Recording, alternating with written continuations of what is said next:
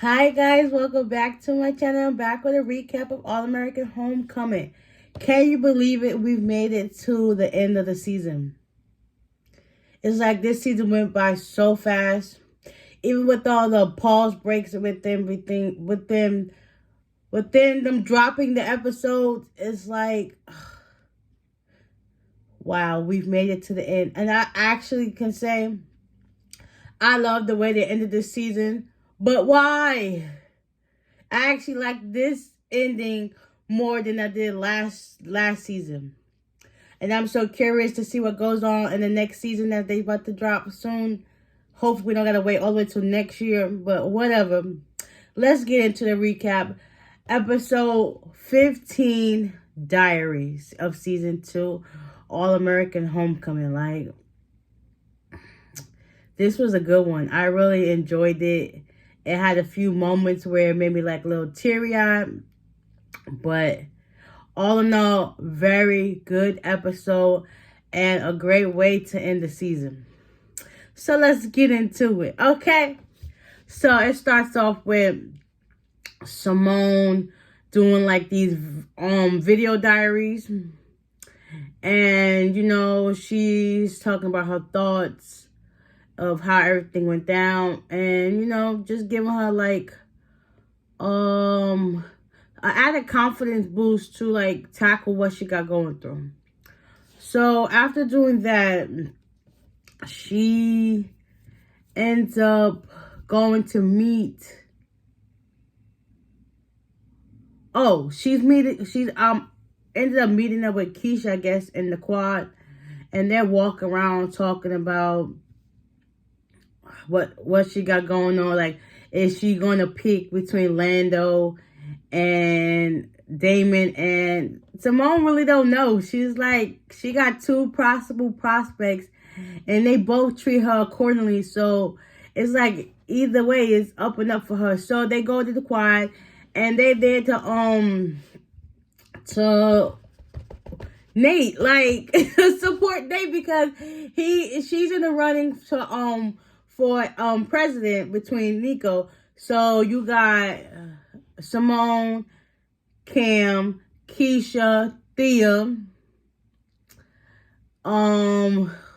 JR, Damon. I think President Patterson was there. I'm not sure. I could be wrong.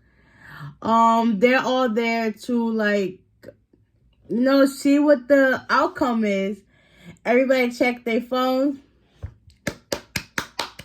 Can we get a round of applause for Nate?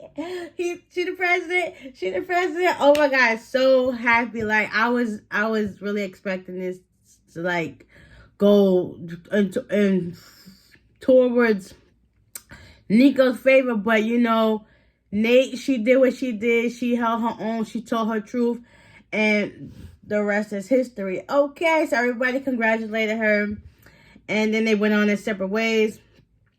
Simone found out that the exhibition match,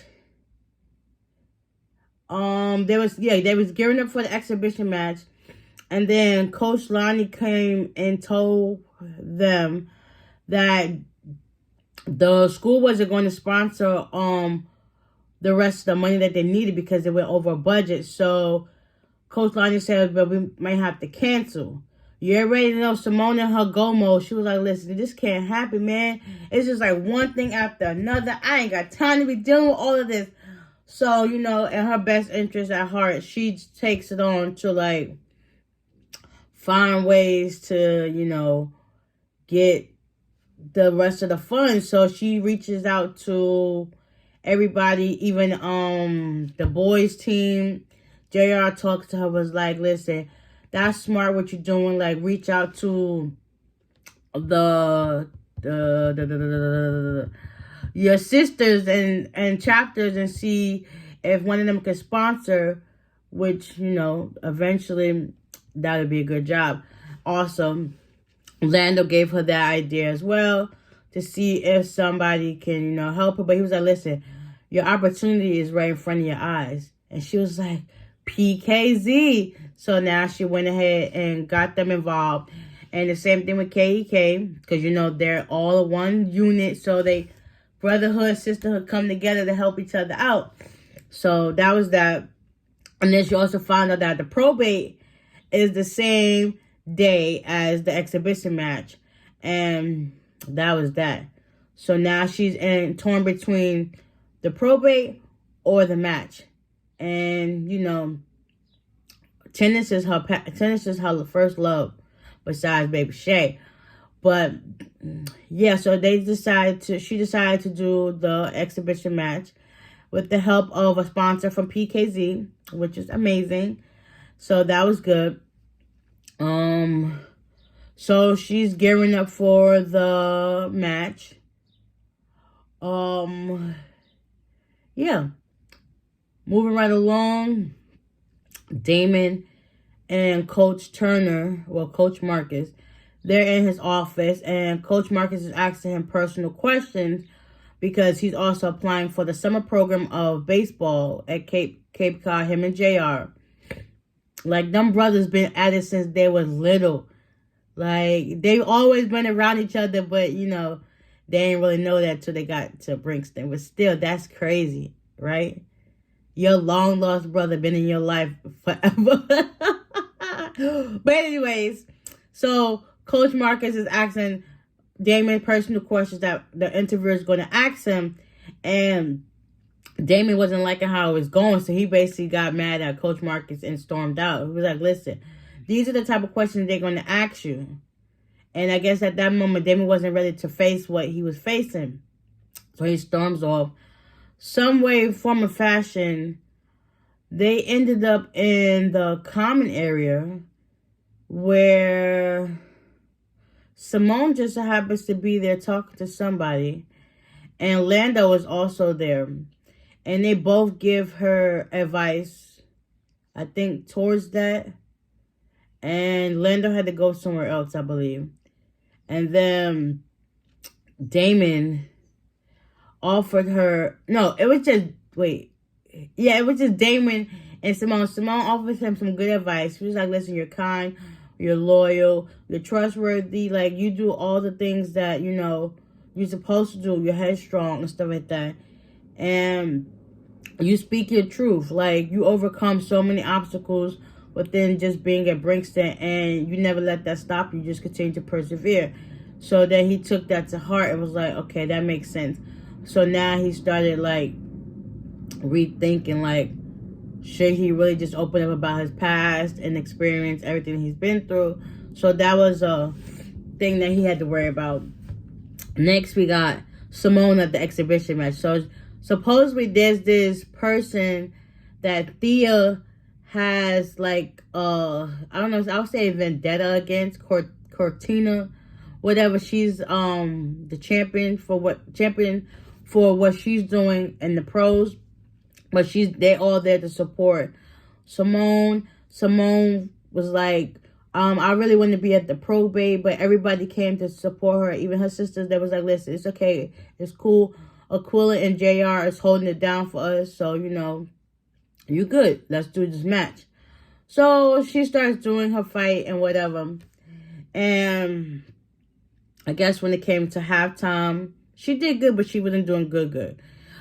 She ended up going into the locker room, and she's pacing around thinking, next thing you know, Damien comes in and gives her some more advice. And she was like, listen, I know we haven't talked, but he was like, I haven't even given you, she's like, I haven't even given you an answer. He was like, yeah, sometimes no answer is the answer.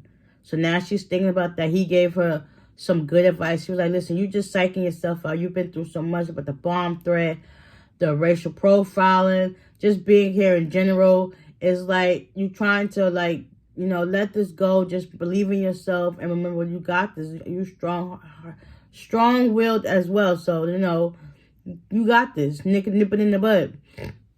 Because at that same time, before she did that, Coach Lonnie, both Thea and Simone were sitting right next to each other. She was like, you know what I want you guys to do? And Thea was like, yeah, show Cortina whose course these are. She was like, please and thank you. So that already gave Simone the ammunition to, like, you know, come forth headstrong. So next thing you know, she out there killing it or whatever the case may be. Thea's keeping score and up to date on what's happening, because I guess some of the guys don't know what's going on. So that was that.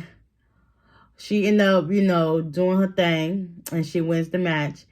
And Cortina was like, this was just an exhibition match. Just don't count. She was like, yeah, but next time it will. So Simone already got that fire under her butt that she can beat her. Awesome. The pledges, they finally got their names. And both Cam and Simone gave each other their gifts, because I guess they're the head, so that's only right. They're brother and sisters for life. Like, who would have thunk it? They came a long way from LA. Like, whoo, those were the times. I remember those times. But anyways, they congratulate each other. The girls are the Phenoms, which is perfect. He gave her a great little quote, whatever they had going on. And then Simone gave Cam his, which is called the Crenshaws.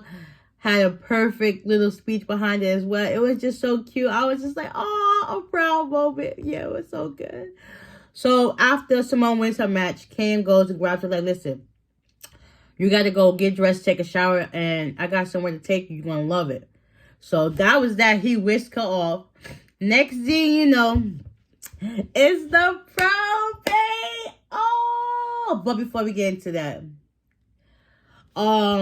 Nate and Ryan figured out, like, with the help of Keisha, figured out that Ryan, because his pins, is the guy from the masquerade ball. So they're supposed to have this meeting set up to take, I think, more pictures or another interview, whatever the case may be. And they're sitting down in the common area or the lounge.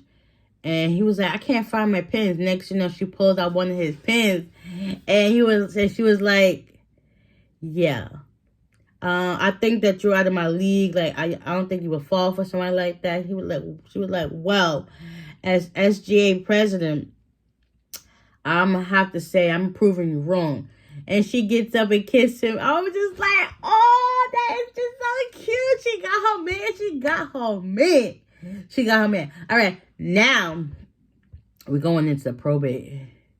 This scene right here was the best scene out the whole episode. And I shed a tear. Like, it was just a beautiful sight to see. And I was super proud of both Cam and Simone, because they came a long way. Because I remember back on All American, when they was at each other's necks, because Cam was friends with her baby daddy. Like, I was just like, what in the world? They've come a long way at each other's necks. Because I remember when they first got there, and she was trying to tell him to stay out of her business.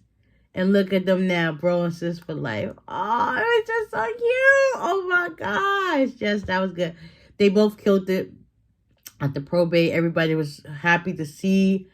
It was just such amazing sight to see.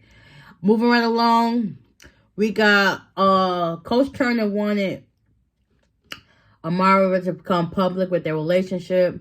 So she said, yeah, we're going to think about it. So they happened to be outside, I think outside somewhere getting lunch after the game with Simone.